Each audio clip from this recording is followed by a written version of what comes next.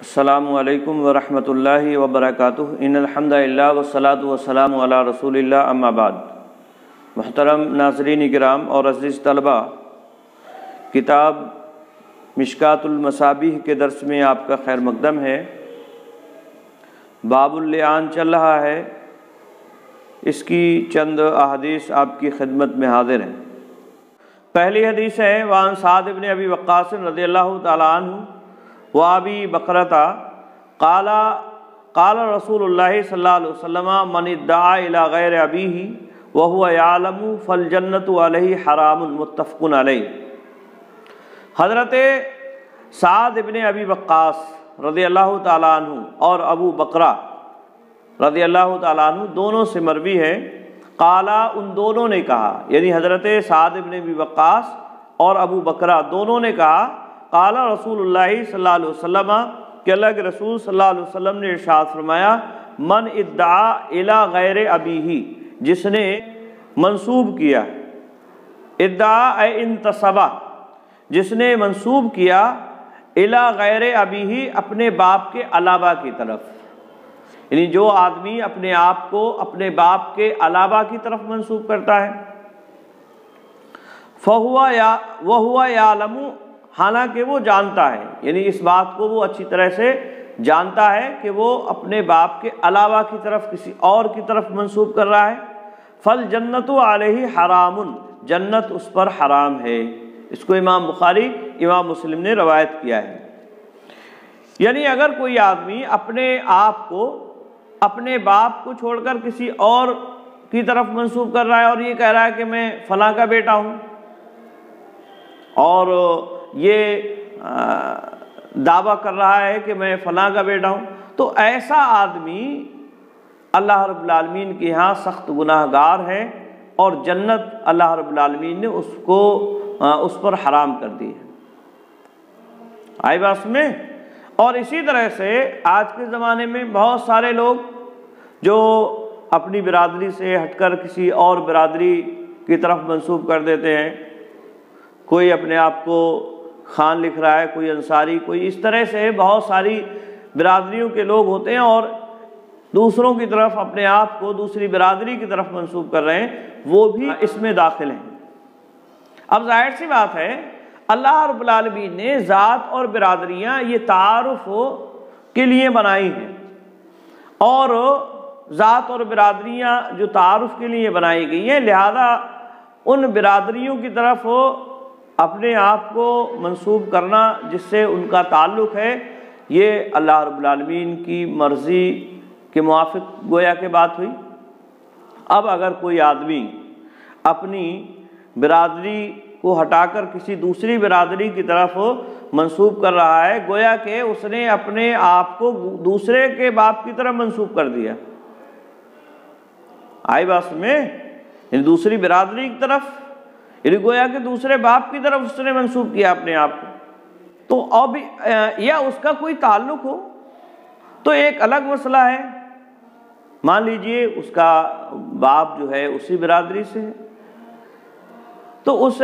وجہ سے اگر وہ منسوب کر رہا ہے تو ایک الگ مسئلہ ہے، لیکن اب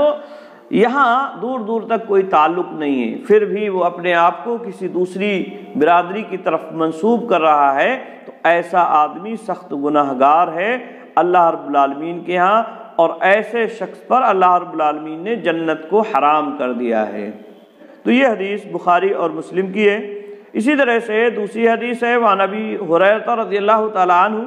قال قال رسول اللہ صلی اللہ علیہ وسلم لا ترغبوا عن آبائکم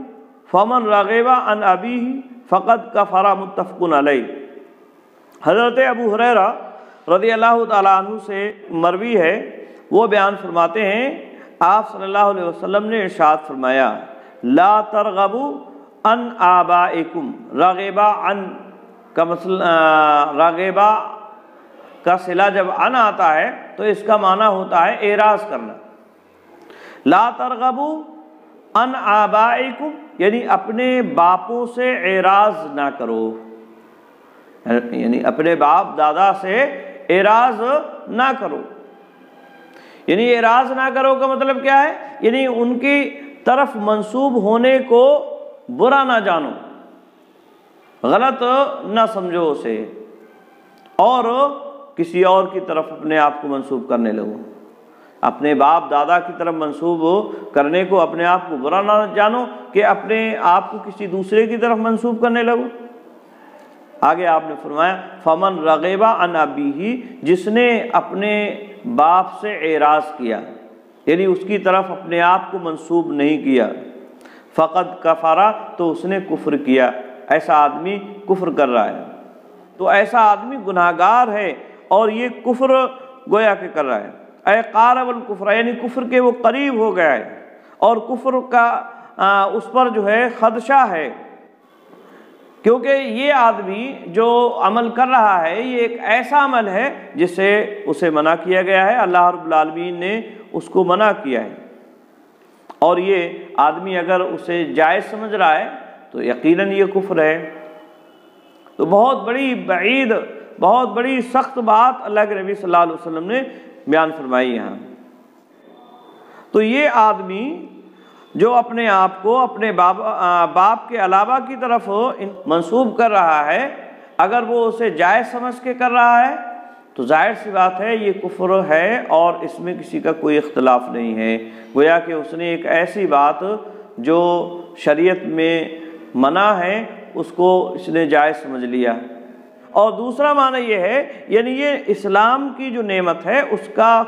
کفر کرنے والا ہے، یعنی اسلام کی جو نعمت ہے اس نے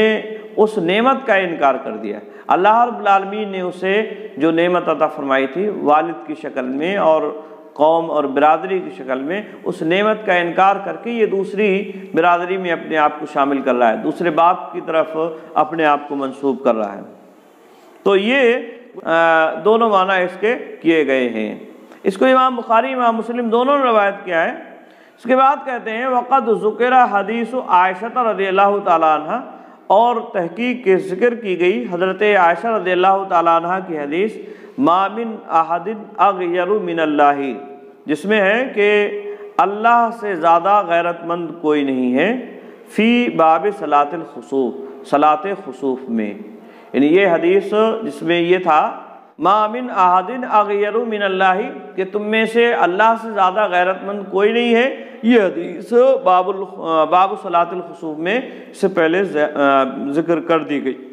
ہے، لہذا اختصار کی وجہ سے یہاں اس کو دوبارہ سے ذکر نہیں کیا گیا۔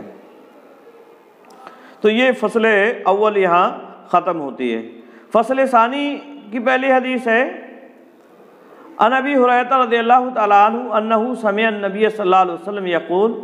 لما نزلت آیۃ الملاعنۃ ایما امرأۃ ادخلت علی قوم من لیس منہم فلیست من اللہ فی شیء ولن يدخلها اللہ جنتہ وایما رجل جاہد ولدہ وهو ينظر الیہ احتجب اللہ منہ وفضحہ علی رؤوس الخلائق فی الاولین والآخرین، رواہ ابو داؤد والنسائی والدارمی۔ حضرت ابو ہریرہ رضی اللہ تعالیٰ عنہ سے مروی ہے، وہ کہتے ہیں انہ سمع النبی صلی اللہ علیہ وسلم یقول، کہ انہوں نے نبی اکرم صلی اللہ علیہ وسلم کو سنا فرماتے ہوئے لما نزلت آیت الملاعنہ، جب آیت ملاعنہ یعنی لعان والی آیت نازل ہوئی، یعنی سورہ نور میں آیت نمبر 6، 7، 8 وغیرہ جو ہیں جہاں لعان کا حکم ہے، تو جب یہ آیت کریمہ نازل ہوئی اللہ کے نبی صلی اللہ علیہ وسلم کو فرماتے ہوئے سنا۔ کیا فرماتے ہوئے سنا اللہ کے نبی صلی اللہ علیہ وسلم؟ آپ نے فرمایا ایما امرأۃ، کوئی بھی عورت ادخلت علی قوم، داخل کرے کسی قوم میں من لیس منہم، اس کو جو ان میں سے نہیں ہے، یعنی کوئی عورت کسی بچے کو کسی ایسی قوم میں داخل کر دے اور ایسی قوم کا بتلائے جو بچہ اس قوم میں سے نہیں ہے، ٹھیک ہے، اور اس کی صورت یہ ہو سکتی ہے کہ عورت پہلے سے حاملہ ہے اور اس نے اپنے حمل کو چھپاتے ہوئے دوسری جگہ نکاح کر لیا، اب وہ بچے کو اسی دوسرے جہاں نکاح کیا ہے اس خاندان کی طرف منسوب کر دیا اور کہا کہ یہ تمہارا بچہ ہے۔ یا اسی طرح سے لونڈی ہے تو لونڈی اس طرح سے کسی دوسری قوم میں بچے کو داخل کر دے رہی ہے، بتلا دے رہی ہے کہ یہ فلاں قبیلے کا ہے۔ اگر اس طرح سے کسی عورت نے کیا تو آپ نے فرمایا فَلَيْسَتْ مِنَ اللَّهِ فِي شَيْءٍ، تو وہ اللہ کی طرف سے کسی حصے میں نہیں ہے، یعنی اللہ رب العالمین کے ہاں کوئی عزت اور اس کا وقار نہیں ہے۔ اللہ رب العالمین کو، اللہ رب العالمین کے ہاں اسے جو ہے کچھ نہیں ملنے کا ہے، اللہ کی رحمت سے گویا کہ وہ محروم ہو گئی ہے، یعنی گناہ گار ہے وہ عورت۔ وَلَن يُدْخِلَهَا اللَّهُ جَنَّتَهُ، اور ہرگز اللہ رب العالمین داخل نہیں کرے گا اسے اپنی جنت میں، یعنی یہ اتنا بڑا گناہ ہے کہ اللہ رب العالمین اس کو اپنی جنت میں داخل نہیں کرے گا۔ وَأَيُّمَا رَجُلٍ جَحَدَ وَلَدَهُ، اور کوئی بھی آدمی جس نے اپنے بچے کا، اپنی اولاد کا انکار کیا، وَهُوَ يَنظُرُ إِلَيْهِ، حالانکہ وہ بچہ دیکھ رہا ہے، الیہ اس آدمی کی طرف، یعنی وہ بچہ اس آدمی کو دیکھ رہا ہے، اور یہ انکار کیسے ہے؟ یعنی بغیر کسی دلیل کے، بغیر کسی ثبوت کے انکار کر دے رہا ہے، محض شکوک و شبہات کی بنیاد پر انکار کر دے رہا ہے۔ آئی بات میں؟ تو یہ آدمی یہاں مراد ہوگا۔ تو جس شخص نے انکار کیا اپنی اولاد کا، حالانکہ وہ اولاد اس کی طرف دیکھ رہی ہے، احتجب اللہ منہ، اللہ رب العالمین اس سے پردہ کر لے گا، یعنی اس کی طرف دیکھے گا نہیں اللہ رب العالمین نظر رحمت سے۔ وَفَضَّحَهُ عَلَى رُؤُوسِ الْخَلَائِقِ، اور اللہ رب العالمین اسے رسوا کرے گا۔ فَضَّحَهُ، فَضَّحَ يُفَضِّحُ تفضیح، یعنی اللہ رب العالمین اسے رسوا کرے گا علی رؤوس الخلائق، تمام مخلوق کے سامنے، فی الاولین والآخرین، تمام اولین اور آخرین کے سامنے، تمام مخلوق میں تمام اولین اور آخرین کے سامنے اللہ رب العالمین ایسے شخص کو رسوا فرمائے گا کہ یہ ایسا آدمی ہے جس نے اپنی اولاد کا انکار کر دیا، اور یہ ہے اور وہ ہے۔ تو یہ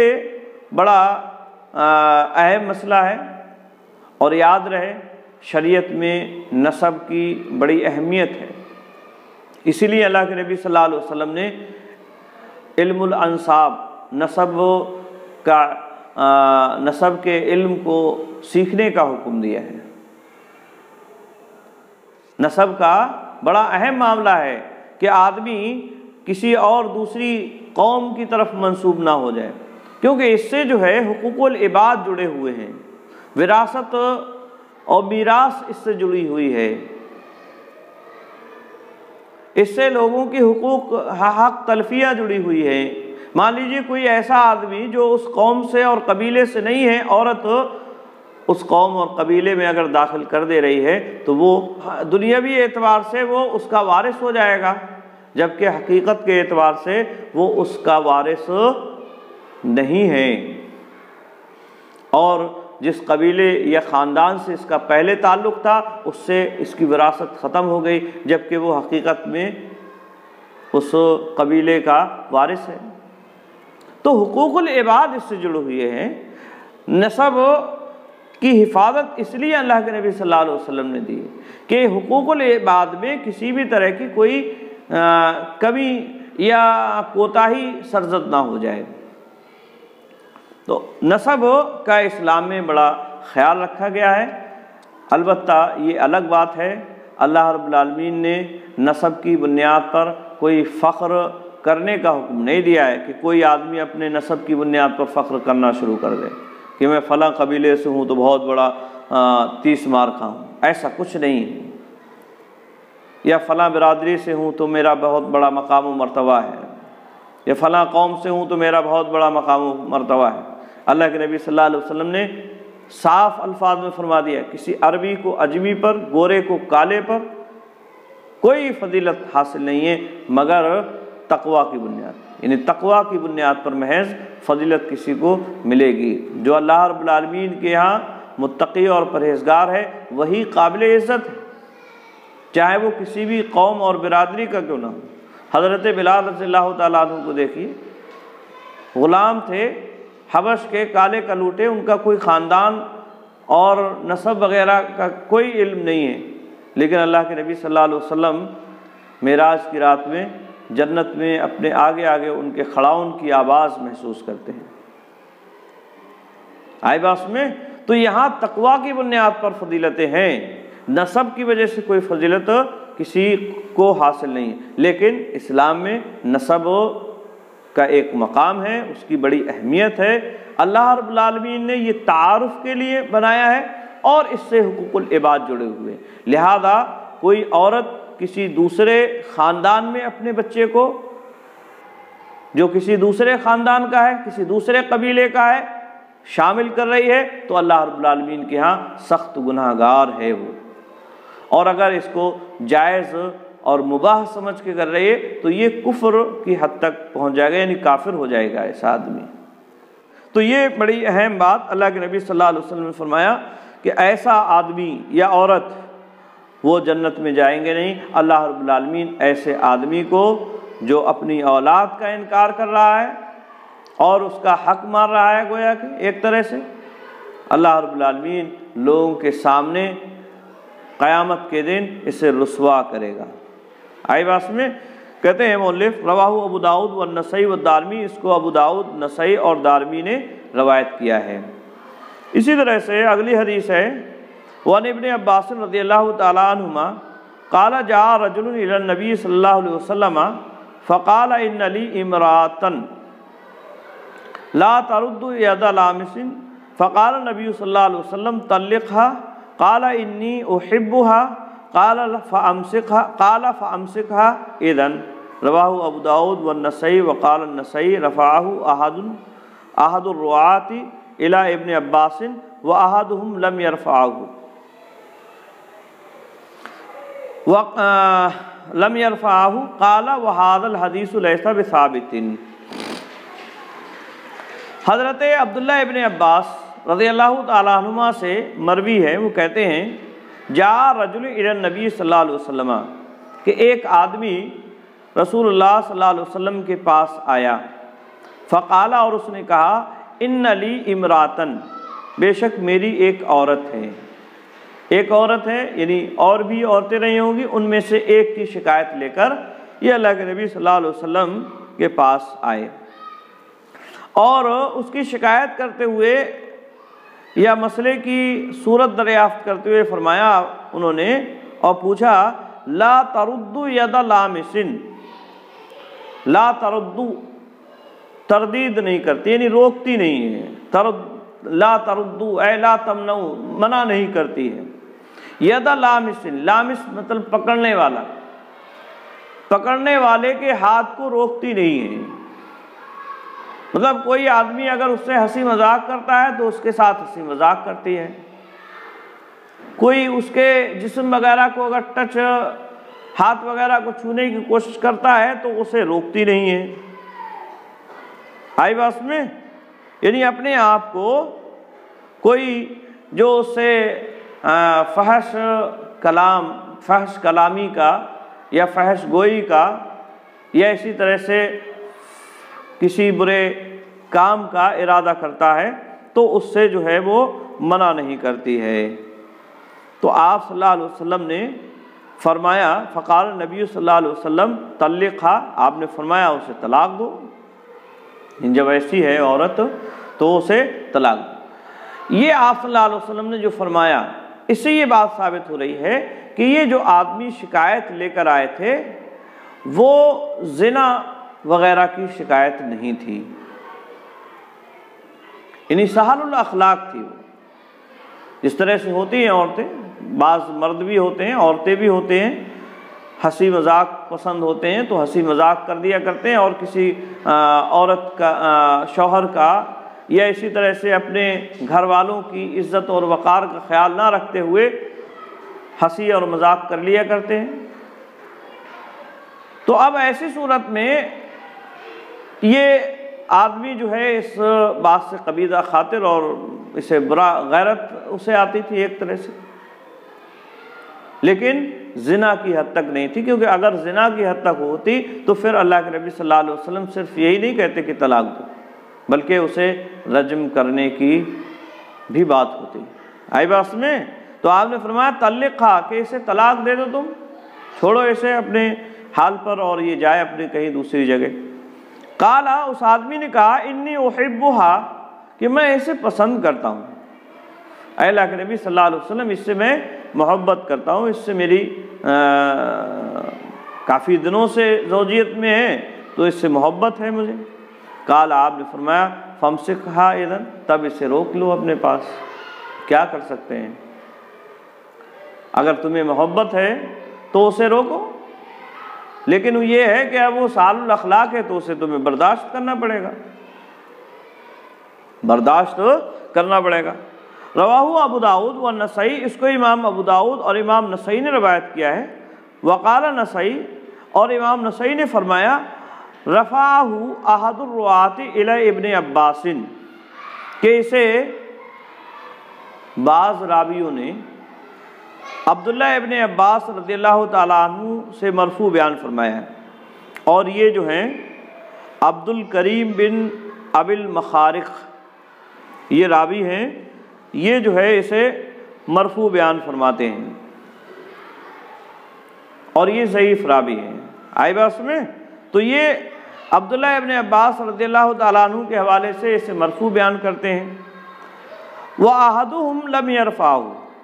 اور بعض راوی اسے مرفوع بیان نہیں کرتے ہیں، اور وہ ہیں ہارون بن ریاب، اور یہ ثقہ ہے، یہ مرفوع نہیں بیان کرتے ہیں، یعنی اللہ کے نبی صلی اللہ علیہ وسلم کی طرف اس کو منسوب نہیں کر رہے ہیں۔ تو اب ظاہر سی بات ہے اگر یہ مرفوع نہیں بیان کر رہے ہیں تو یہ اللہ کے نبی صلی اللہ علیہ وسلم کا قول نہیں ہوا، اور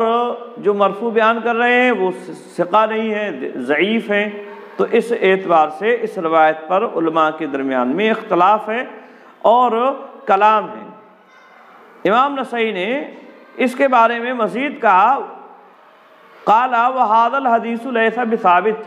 کہ اور یہ حدیث ثابت نہیں ہے، یعنی نبی اکرم صلی اللہ علیہ وسلم سے یہ حدیث ثابت نہیں ہے۔ آئی بات میں؟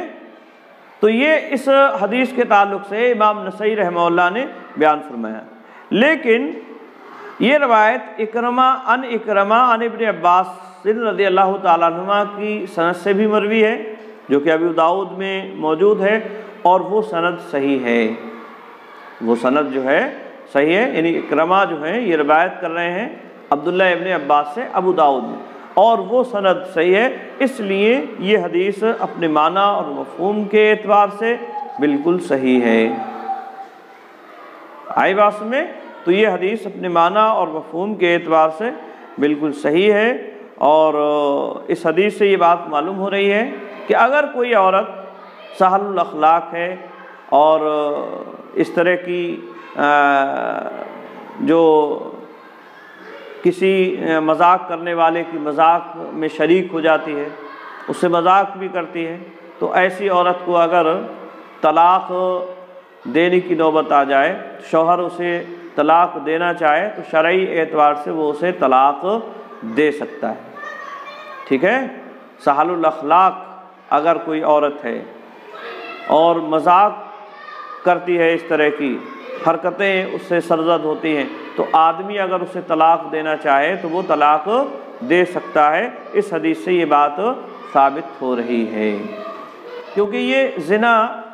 کا ایک طرح سے راستہ ہموار کرتا ہے، اگرچہ یہ زنا نہیں ہے اور یہ وہ زنا نہیں ہے جس پر حد جاری ہو رہی ہو، لیکن یہ اس زنا کی طرف راستہ ہموار کرتا ہے۔ آئی بات میں؟ تو یہ حدیث جو ہے اس بات کی دلیل ہے۔ تو یہ چند باتیں آج کے درس میں رکھی گئیں، آج کے لیے بس اتنا ہی۔ السلام علیکم ورحمۃ اللہ وبرکاتہ۔